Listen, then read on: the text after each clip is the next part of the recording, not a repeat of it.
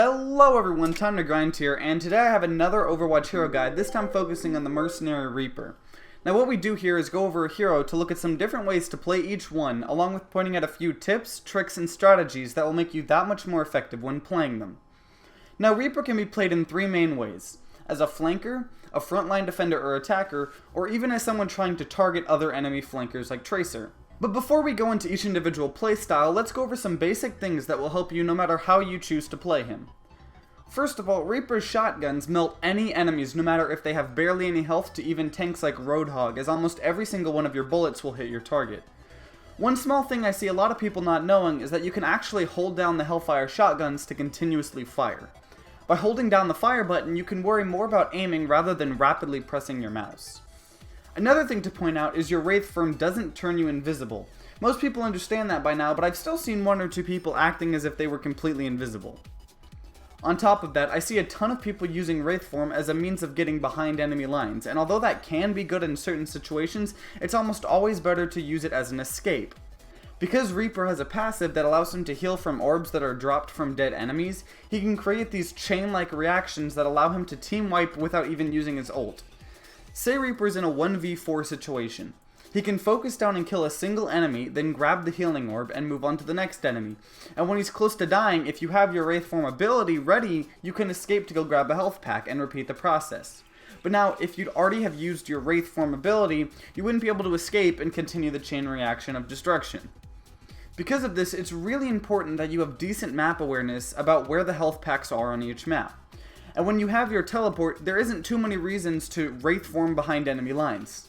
There are, however, some situations where using Wraith Form offensively is useful. As an example, if the enemy team has a Bastion and you can't get a good angle to teleport behind them.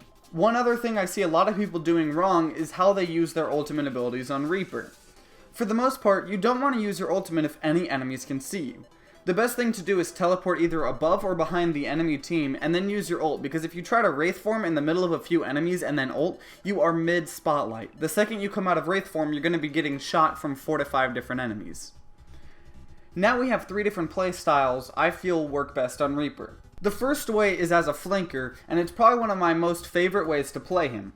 He feels a lot more versatile than someone like Tracer due to the fact that Tracer can't really do much in terms of objectives. She can continuously flank and harass the enemies, but when it comes down to those last second overtimes where everyone's needing to jump on the point, she can't help very much due to her tiny health, whereas Reaper can jump in, get a few kills, and then Wraith Form to buy more time. While in Wraith Form, you can still contest or push a payload or point, and doing so can often win you the game, as you can buy just enough time prancing around the objective to allow your other teammates to get on the point. Now when flanking, all you really need to do is find certain angles that you can teleport at that allow you to get behind enemy lines. Unlike Tracer, which can just blink past extremely fast, you don't want to be seen attempting to flank as Reaper, because if they catch you, there isn't much you can do to get away. Your Wraith Form only lasts for a little bit, and your teleport takes too long to use as an escape. So try your best not to be seen until you're the one initiating fights. Normally, if you're on a map that has a spot above the enemy team that you can teleport to, it's best to teleport up there and then drop down behind the enemies. One last thing that's really important when flanking with Reaper, and most other flankers for that matter, is to assess the enemy team. You want to try to take out enemies that are giving your team the hardest time. If there's a Widowmaker that's getting headshots left and right, teleport behind her and take her out, and then move on to less threatening targets. The next way you can play Reaper is simply by being on the front lines of your team. The reason why Reaper is really good at this is because he has a decent amount of health and firepower, and the fact that he can regen health extremely fast after killing people. On top of that, if Reaper is hooked by a Roadhog or stuck by a Tracer's Pulse Bomb, he can just Wraith Form to prevent the damage or escape, where a lot of other heroes can't.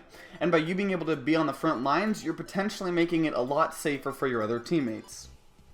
When on the front lines, make sure to not overextend too much. Putting pressure on the enemy team is great, but don't put yourself in a position you can't get out. And also, make sure not to waste your ult on only a kill or two, and instead try saving it on huge team fights that include a ton of enemies. If you can team wipe or get close to team wiping, you provide your team with plenty of time to recover or continue taking the objective. The last way I like to play Reaper is an almost anti-flanking way. I barely use this playstyle, but it still comes in handy every now and then. If the enemy team has a Genji or a Tracer that's harassing the hell out of your team, go on a hunt for them. Protect your team, and normally after killing the enemy flanker a few times, they give up and either play their hero a different way or switch heroes completely. If you can shut down an entire one of the enemies, you're giving your team the space they need. And overall, if you feel like Reaper just isn't working out, remember that this is Overwatch. You can switch heroes. Reaper isn't the best pick in every situation, so make sure you understand that you can always switch to a hero that's more suitable for the map or game mode you are on. And that's it. If you enjoyed this video, consider leaving a like down below and subscribing to see more Overwatch content, hero guides, patch notes, play the games, and more. And like always guys, see you next time.